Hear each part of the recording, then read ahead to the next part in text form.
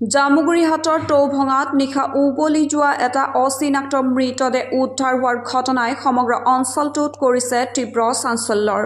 এজোপা বাঁহ গছৰ মাজত চিপজৰি লৈ থকা অৱস্থাত উদ্ধাৰ কৰা হৈছে উবলি যোৱা মৃতদেহটো। বতাহত ভাহি অহা দুৰ্গন্ধৰ উৎস বিচাৰি স্থানীয় ৰাইজে যোৱাৰ পাছত উদ্ধাৰ কৰিবলৈ সক্ষম হয় অচিনাক্ত মৃতদেহটো। মৃতদেহটো আৰক্ষীয়ে চিনাক্ত কৰিব পৰা নাই। ইফালে ঘটনাস্থলীত জামুগুৰি আৰক্ষী উপস্থিত হৈ মৃতদেহটো উদ্ধাৰ কৰি মৰণোত্তৰ পৰীক্ষাৰ বাবে তেজপুৰলৈ প্ৰেৰণ কৰে।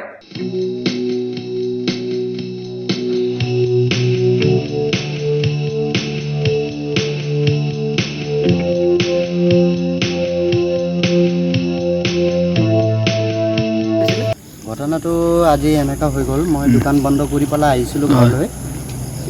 অলপ মানে ৰেষ্ট কৰিলোঁ, ৰেষ্ট কৰাৰ পাছত মানে বহি আছিলোঁ। বহাৰ পাছত মানে গোন্ধটো এনেকা গোন্ধ আহি গ'ল।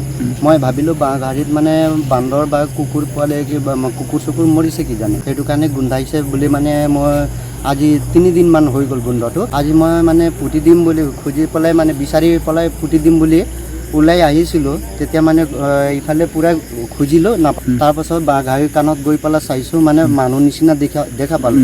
তাৰপাছত মই 2জন মানুহক মাতি পেলাই দেখাইছিলোঁ। সিহঁতে ক'লে বান্দৰ বুলি কওঁতে মোৰ মনত মানে হেৰি হৈ গ'ল। তাৰপাছত মই ৰিপৰ্টাৰক ফোন কৰি মাতিলোঁ, যাতে মানে ধৰিব পাৰিব নেকি বুলি মানে তাক মাতি পেলাই মই দেখালোঁ। চোৱাৰ পাছত মানে ক'লে মানুহ হয় বুলি, সেইটো কাৰণে এতিয়া মানে আৰক্ষীক জনাইছোঁ। এতিয়া আৰক্ষী আহিছে, এতিয়া আৰক্ষী হেৰি কৰিছে। এতিয়া মানে ডেড বডি পূৰা গেলি গৈছে, ফাঁচি লগাই মৰিছে বোলে মানে। News desk, news wide Assam.